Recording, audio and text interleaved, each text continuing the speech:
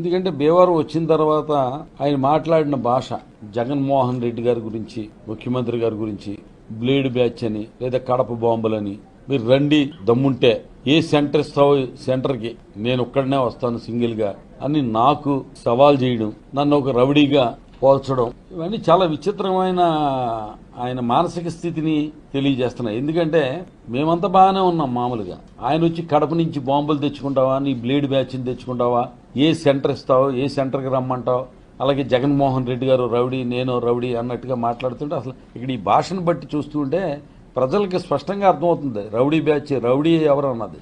Rowdy భాష మాట్లాడుతుంది ఎవరు? పవన్ కళ్యాణ్ గారు. దమ్ముంటే ఏ సెంటర్ ఇస్తావో ఆ సెంటర్కి వస్తానంటున్నాడు. ఏంటి ఇది?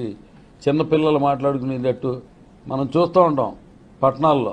ఇది కూడా ఇప్పుడు కాదు, పూర్వం సెంటర్లు ఇచ్చుకునేవారు. అలాగే ఆ స్థాయికి దిగజారిపోయి ఒక ఆకు రౌడీలాగా మాట్లాడుతూ ఎదట వాళ్ళని రౌడీలని మాట్లాడతాం, బ్లేడ్ బ్యాచీలు అంటాం, గంజాయి బ్యాచీలు అంటాం. ఇవన్నీ చూస్తుంటే నిజంగా చాలా విచారం కలుగుతుంది. అదే సమయంలో భయం కూడా కలుగుతుంది. అంటే మనిషికి ఏదన్నా పిచ్చి పడితే దానివల్ల కుటుంబ సభ్యులు చుట్టుపక్కల ఉన్న వాళ్ళకి కొద్దిగా ఏమన్నా చిన్న ఇబ్బందే ఉంటుంది. కానీ కుక్కకి పిచ్చి పడితే అది కరిసిందనుకో మళ్ళీ బొడ్డు చుట్టూ ఇంజక్షన్ చేయించుకోవాలి, పచ్చిం చేయాలి. అంటే మనిషి స్థాయి నుంచి ఈయన ఏ స్థాయి. ఈ వీడియో కానీ మీకు నచ్చినట్లయితే లైక్, కామెంట్, షేర్ చేయండి. మరిన్ని అప్డేట్స్ కోసం సబ్స్క్రైబ్ చేయండి.